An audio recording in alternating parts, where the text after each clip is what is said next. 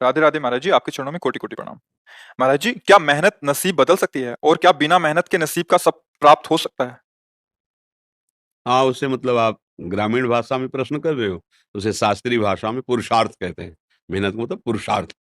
अगर प्रबल पुरुषार्थ है तो बुरे प्रारब्ध को मिटा सकता है और नवीन सुख सामग्री को सजा सकता है।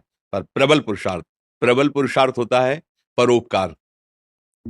दूसरे के भारी समस्या दुख में सम्मिलित होकर उसको मिटा दो और भगवान का स्मरण करो। इन दो के द्वारा ये प्रबल पुरुषार्थ आपके पूर्व प्रारब्ध को नष्ट कर देगा। जैसे मेहनत बहुत करते हैं और लाभ बहुत कम प्राप्त होता है, और बहुत कम मेहनत करते हैं बहुत ज्यादा लाभ प्राप्त होता है। ऐसे व्यक्ति देखे जाते हैं कि जिनकी दिनचर्या में मतलब भाग्यवश केवल धन आ रहा है, कोई मेहनत नहीं। और एक आदमी है दिन भर मेहनत करता है, 400-500 रुपया, वो भी पूरे परिवार को ठीक से पूरा भोजन वस्त्र पढ़ाई लिखाई सब नहीं कर पा रहा। एक आदमी है कि बिल्कुल कोई ऐसा कार्यरत नहीं है, पर अर्थ की बाहुल्यता उसके घर में, ये पूर्व का जो पुण्य है वो उसे अर्थ प्राप्त करा रहा है। वर्तमान में वो पुरुषार्थहीनता दिखा रहा है, तो जब तक प्रारब्ध भोग है पुण्य का तब तक चलता रहेगा। अब एक है वर्तमान में बहुत पुरुषार्थ कर रहा है, मेहनत कर रहा है, लेकिन पूर्व का पाप उसे आगे नहीं बढ़ने दे रहा। अब पहले पीछे का जो पाप है उसे नष्ट करने वाला पुरुषार्थ बने। वो दो प्रकार से होता है। परहित सरिष धर्म नहीं भाई। दूसरे का किसी का ऐसा हित हो जाए जो असहाय है, असमर्थ है, रोगी है, परेशान स्थिति में है, हम उसका सहयोग कर दें बिना किसी स्वार्थ के और प्रभु का नाम जप करें। इन दो के द्वारा हम पुराने पुराने कर्मों का परिणाम जो हमें आगे नहीं बढ़े उनको हम नष्ट कर सकते हैं। तो हुआ तो ये भी प्रयास ही ना, मेहनत ये भी तो हुई ना, नाम जप करते हुए दूसरों के सुख की भावना में अपने कर्तव्य का पालन करते हुए। तो ये पुरुषार्थ आपके पूर्व प्रारब्ध का नाश कर सकता है।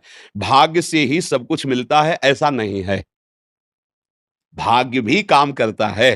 जैसे बहुत पढ़ लिख करके ग्रेजुएट हुए लेकिन प्रारब्ध इतना बुरा है, नौकरी नहीं मिल रही, तो बेचारे गांव के कार्य कर रहे हैं या छोटी मोटी दुकान कर ली और ऑफिसर रैंक की पढ़ाई की हुई है। और एक है कि ऐसे घर में जन्मे हैं कि जमींदारी पहले से ही है, और वो न पढ़ने में रुचि न किसी क्रिया में रुचि, लेकिन वो बहुत सांसारिक सुखों को भोग रहे हैं। ये आप प्रारब्ध देखा जाता है। लेकिन एक है कि बहुत गरीब घर में जन्मा, बहुत मुश्किल से उसके माता पिता ने पढ़ा पाया, पर उसने जी जान से मेहनत की, इतना पुरुषार्थ किया कि वो गांव में सबसे बड़ा आदमी बन गया। ये भी देखा जाता है। जो अपने पुरुषार्थ को प्रबल कर दे तो प्रारब्ध को मिटाया जा सकता है। अगर पुरुषार्थ हल्का हुआ तो प्रारब्ध जोर कर देगा और आगे नहीं बढ़ पाएगा। सबसे जोर का पुरुषार्थ है परहित करना और भगवत स्मरण करना। ये मतलब शास्त्र की एकदम सार बात बता रहे हैं। जिसको संसार में सबसे जल्दी उन्नति प्राप्त करनी हो, ये दो बात पकड़ ले। भगवान से मनावे कि कभी किसी की सेवा का अवसर हमें दीजिए।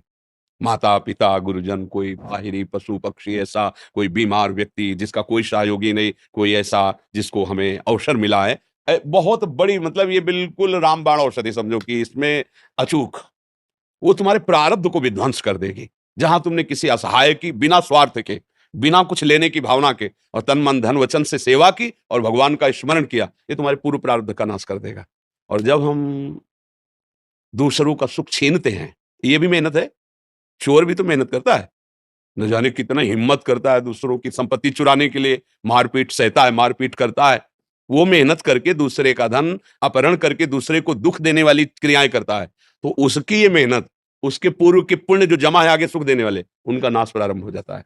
पूर्व का पाप और वर्तमान का पाप, ये जब दोनों मिलेंगे तो किसी काम का नहीं कहते मिट्टी में मिल गया, किसी काम का नहीं, सब विध्वंस हो जाता है। इसलिए सदाचरण करो।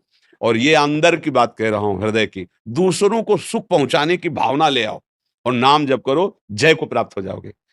परहित सरिस धर्म नहीं भाई।